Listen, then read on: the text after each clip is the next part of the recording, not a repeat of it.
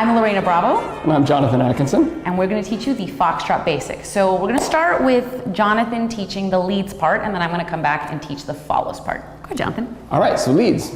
What you're going to do is start with your weight on your right foot, and we're going to take 2 forward walks. We're going to start with that left foot going forward, walk left foot, walk right foot, and then step side with the left foot and close your right foot. Do that one more time. I'll back it up here. We're going to go forward left, forward right, side left, and then close your right foot. And that can be repeated as many times as you like. So then follows, we have the natural opposites. So we're going to be facing our partner. We'll look at the alignments in just a moment.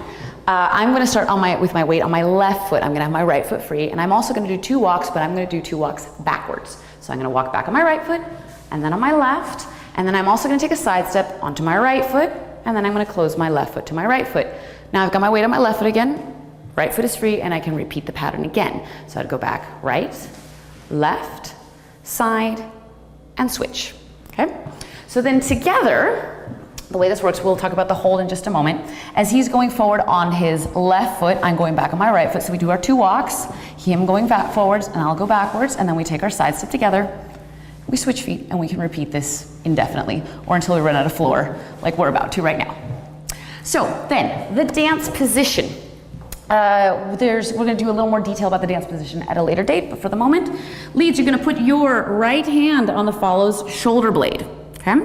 You're going to go ahead and hold up your left hand, and we're going to go ahead and clasp hands as such. I'm going to put my 4 fingers between his thumb and his index finger, and my left hand is going to land on top of his right arm. And I'm going to basically put my fingers around this muscle right here, so the thumb kind of in front, the rest of the fingers just basically wrapping around the back, yes? Now, depending on the circumstances, right? If we're dancing socially, we can keep this kind of space, slightly rounder position. I would recommend this if you're first starting because it's a little awkward to dance too close to each other, right? But eventually what'll happen, if you want, we can go all the way to what we call body contact, right? But we'll save that for another time. So taking our dance position, again, he's gonna go and offer his left hand. I'll accept, we'll come together. He'll place his hand on my shoulder blade, and I'll finally connect with my left hand. So now that we're set up, he's gonna go ahead and start on his left foot forward, my right foot backs. We do our 2 walks and our side together. Okay. So one more thing we wanna talk about regarding the dance position is the alignment of the partnership. So I'm gonna have my back to you for a second here. You are not going to be toe to toe, nose to nose. This is something that, while it might seem like a natural thing to do, is actually quite awkward for a variety of reasons. So what we're going to do is, instead of being absolutely totally in front of each other, we're going to be offset a little bit to the left, right? So what's going to happen here is that the right half of my body is aligned with the right half of his body. Yeah. So what this does a few things. A, it allows him to see where he's going, right? We've got this little window here. The other thing is it puts our feet in a better alignment to one another. So if you look here for a moment, if we are aligned right front to right front, what happens is if we move our feet, his foot, if he swings it forward, fits nicely between my 2 feet. I'm much less likely to have our feet crunch into each other, yeah? It's not a desired thing in dancing. So again, I don't need to worry about the feet, I do need to worry about my alignment. So this is gonna be really our job as the follows. Because it is much easier for him to pull me back in if I'm too far left than for him to push me out to the left, yes? So I need to make sure that I'm paying attention. I'm trying to keep myself at all times aligned to this half of his body. We don't care about that half.